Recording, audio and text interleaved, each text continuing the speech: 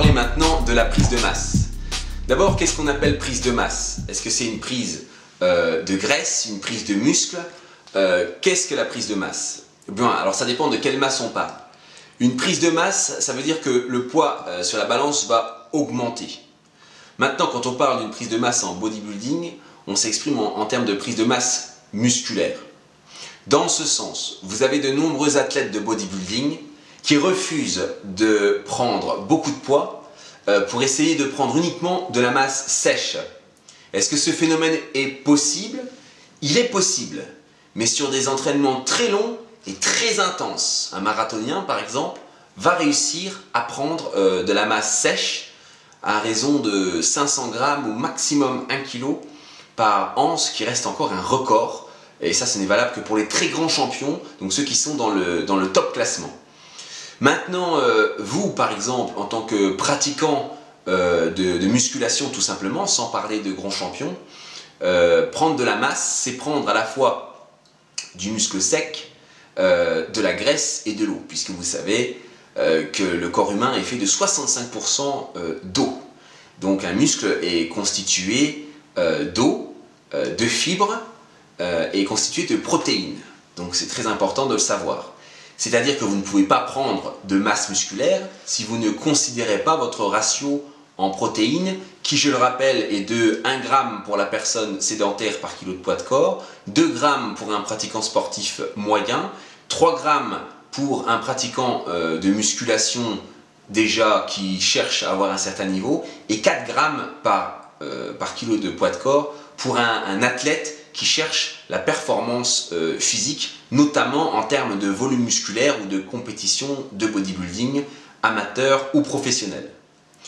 À savoir que quand vous prenez de la protéine, il ne faut pas oublier de bien s'hydrater, puisque la protéine va partir, va être évacuée par les reins. Donc il faut que vous prévoyez toujours 10 ml par gramme de protéines ingérées au minimum. C'est le minimum. Donc il faut boire au moins 3 à 4 litres d'eau par jour pour évacuer donc, la protéine que vous allez ingérer, pour ne pas saturer les reins, très important. Mais dans votre prise de masse, donc, la protéine va être un élément, mais ça ne sera pas le seul élément.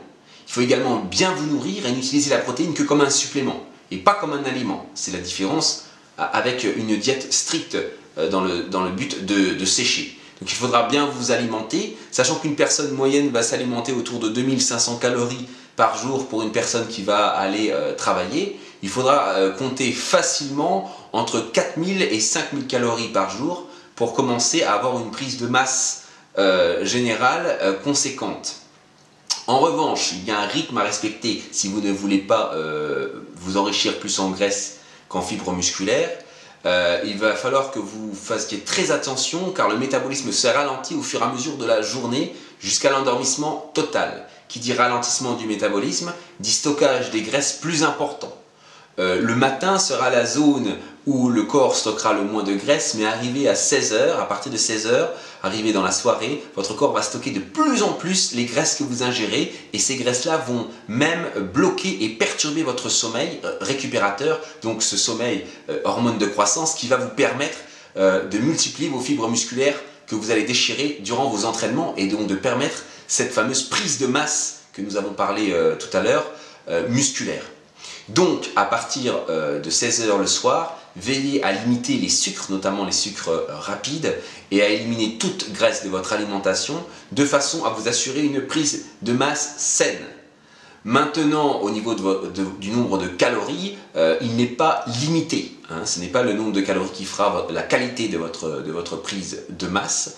Les gainers, tout ce qui est gainer, tout ce qui est... Bon, bah, c'est très très bien, mais ça ne suffira pas à vous faire prendre de la masse. Parce que quand vous achetez 1 kg de gainer, vous ne pourrez pas prendre 10 kg. C'est quelque chose d'impossible. Les 10 kg seront dans votre assiette, en priorité. Donc les gainers restent un supplément alimentaire, quelque chose que vous allez ajouter à votre supplémentation en protéines. N'oubliez pas non plus vos vitamines et de bien dormir. Qui dit prise de masse dit rythme métabolique plus bas, et pour ralentir votre métabolisme, il faudra également allonger vos temps de récupération entre vos séries. Plus vous allez prendre de temps de récupération entre vos séries d'entraînement, plus vous allez favoriser votre prise de poids, votre prise de masse, puisque vous allez ralentir votre métabolisme.